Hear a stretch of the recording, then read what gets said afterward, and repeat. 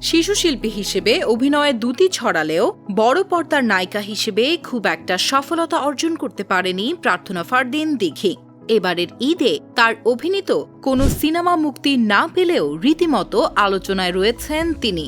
কারণ শোবিজ অঙ্গনের আকাশে বাতাসে গুঞ্জন তিনি নাকি জনপ্রিয় ইউটিউবার তৌহিদ আফ্রিদির সঙ্গে প্রেম করছেন।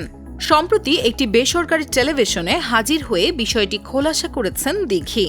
সেখানে জনপ্রিয় ইউটিউবার তৌহিদ আফ্রিদির সঙ্গে তার প্রেমের গুঞ্জন জানতে চাইলে দিঘি বলেন এটা সম্পূর্ণ মিথ্যা।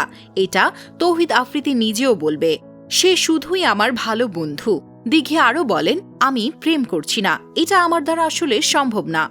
কিন্তু তৌহিদ আফ্রিদি ও দিঘিকে নিয়ে কেন এত গুঞ্জন? কারণ তাদের অনেক টিকটক ভিডিও এবং স্থির চিত্রে ঘনিষ্ঠভাবে দেখা গেছে।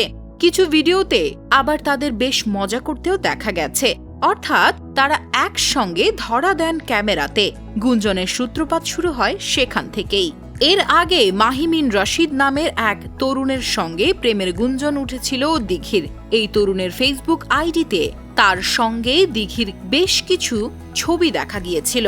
মাহিমিনের কাঁধে মাথায় রেখে সমুদ্র দেখতেও দেখা গিয়েছিল দিঘিকে। সেটাকেও অবশ্য বন্ধুত্ব বলেই অভিহিত করেছিলেন এই অভিনেত্রী।